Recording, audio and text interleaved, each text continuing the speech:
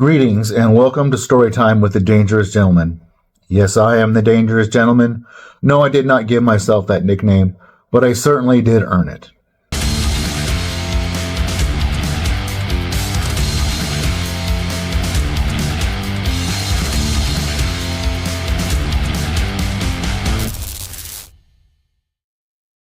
Well, it's that time of year.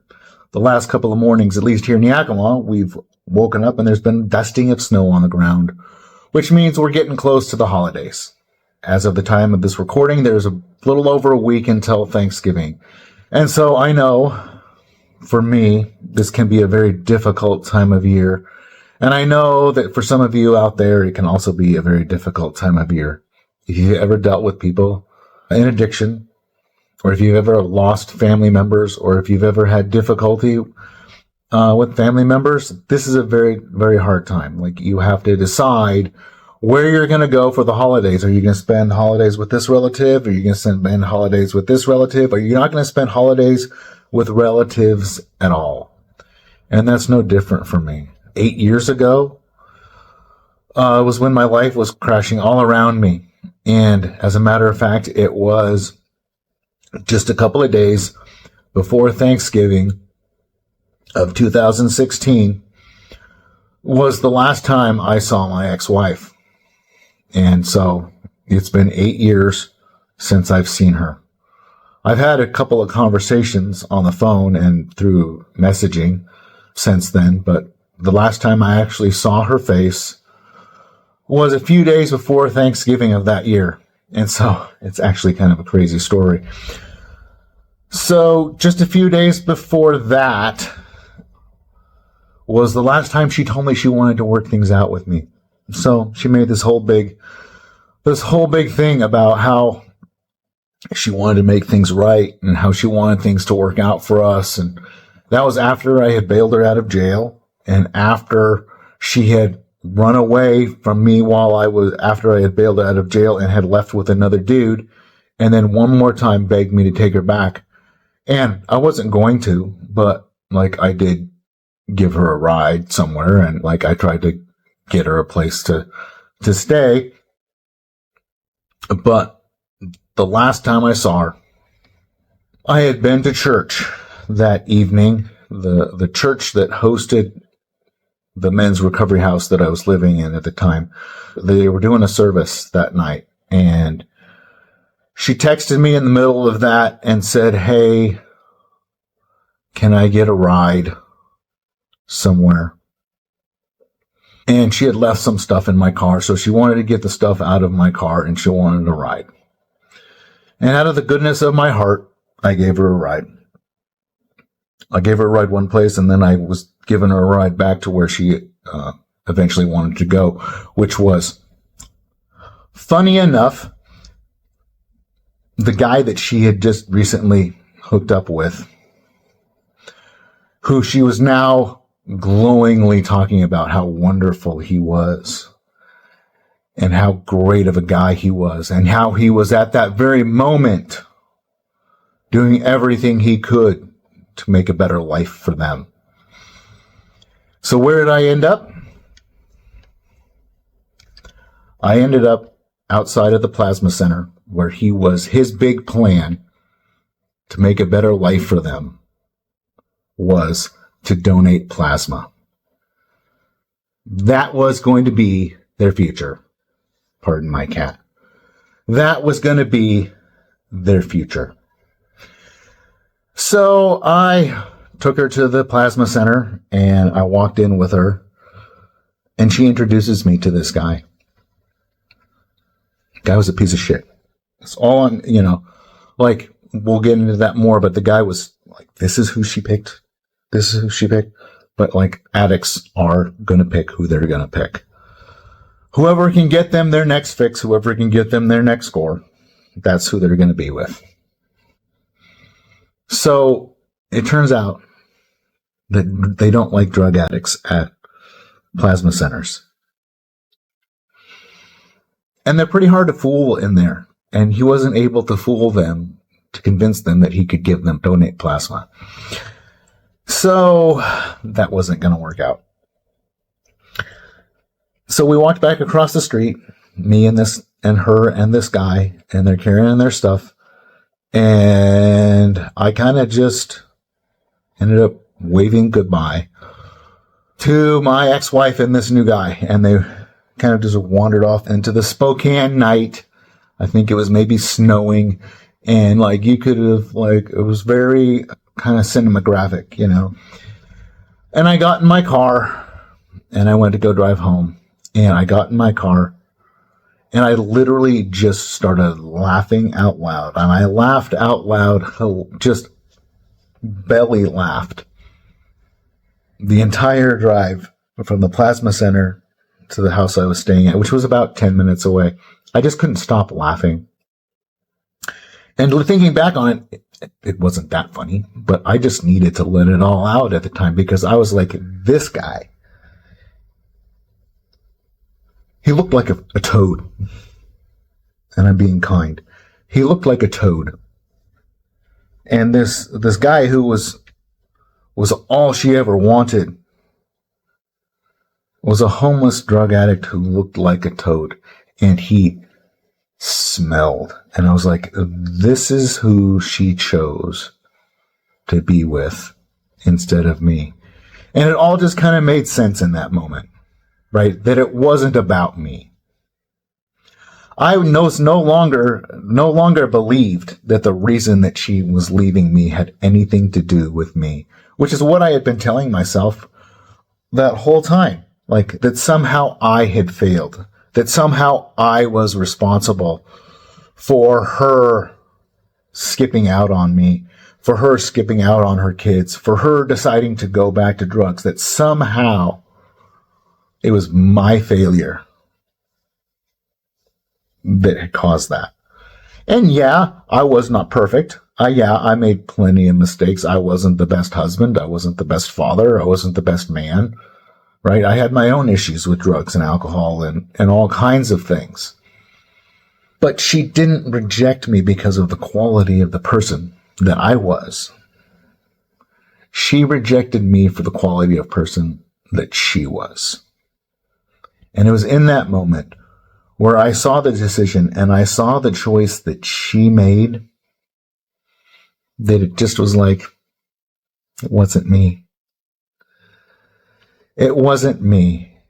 And so 8 years ago, it might have actually been, like, I would have to go back and look at the calendar, which I didn't do, but it might have been 8 years, well, 8 years, no, not today. Like, maybe it was 8 years from a couple of days from now, but it was 8 years ago was the last time that I saw her wandering off into the night with a piece of shit. Addiction, it does things to you. Like, she had rewritten the entire narrative of our relationship at that point, that I had always been a horrible person and that she had never loved me and that she had never really had any care for me. And she married me because she thought she was supposed to, and all of those things. And I was feeding into that in my own brain. I'm like, you know, because I had loved her. And so I wanted to believe and trust her. So I believed that all of this was so much my fault because I wanted to blame myself. Sometimes I want to blame other people, but in that moment, like, I wanted to beat the shit out of me because I was so wretched and unworthy and unlovable. Maybe she never did love me. That maybe she only picked me out of pity. Whatever I could do to make myself inside of me, to make myself feel the way that I felt, to reinforce that fat, lazy piece of shit mindset that I had about myself. Externally, I blamed other people. Internally, all I could do was blame myself. But I just, in that moment, realized that it wasn't about me. She would have chosen, and over the course of that summer and over the course of the last few years of our relationship, where it was pretty rocky and just kind of all over the place, I learned about some of the guys that she had chosen. Even during our relationship, when she had had affairs, I learned more and more about the guys that she picked that she went with, because if she wanted to marry guys who were like that, that's how she felt loved. That's how she felt cared about.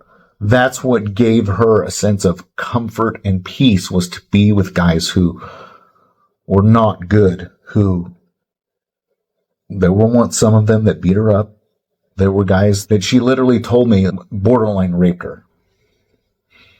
And she would just put herself in these situations again because she had such a negative view of herself. Same as me. And I put myself in that relationship with her because I had such a low view of myself. You'll have to pardon my cats. They're rambunctious. The weather does it to them. Anyway, when I saw the choices and the decisions that she had made over that period of time, not that it gave me any sense of satisfaction, but it helped me to understand that it wasn't me. The choices and the decisions that she made were ultimately of her own choosing. And so if you're sitting there in a situation like this, and I know that there are people out there who have felt this way, who have been down these roads where someone rejects them and they think it's their fault,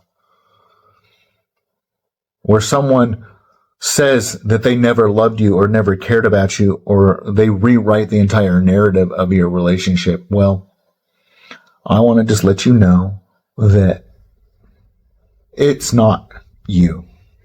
It was like, that doesn't mean that you don't take responsibility, that you don't own the shit that you did, because you need to do that too.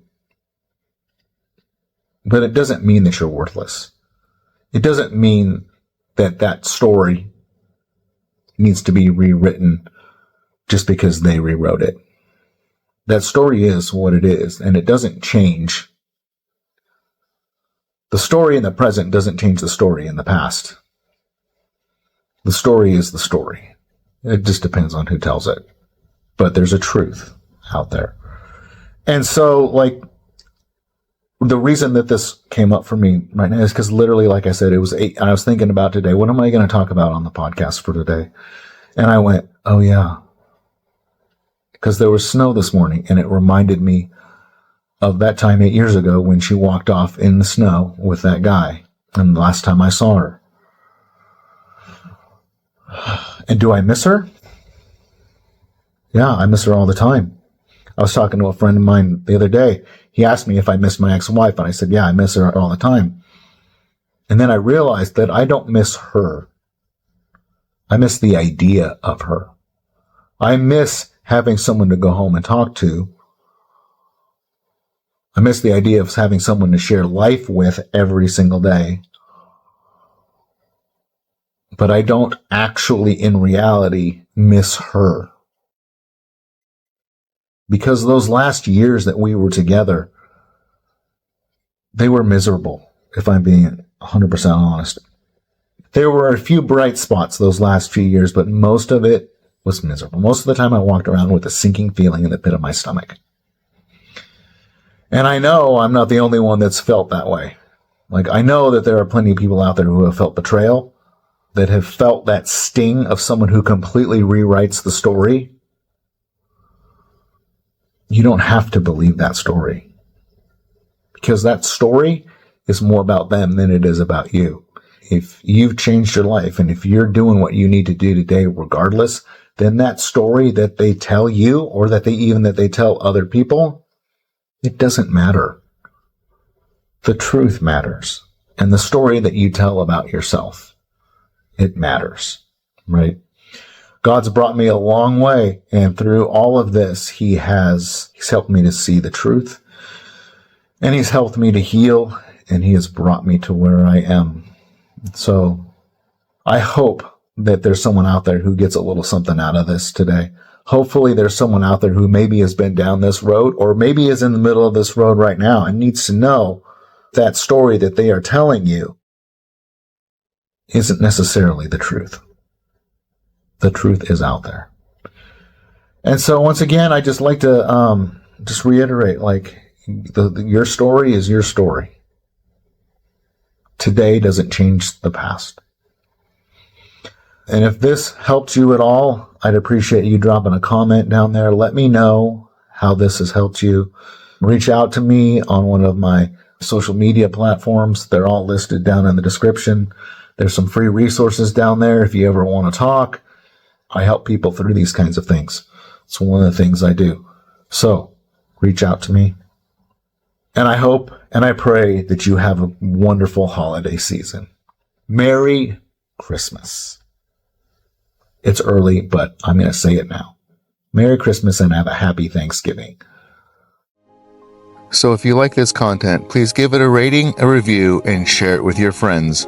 Also, if you'd like to learn a little bit more about me and what I'm all about and what I can maybe do for you, check out my website at thedangerousgentleman.org. That's thedangerousgentleman.org. Thank you for listening.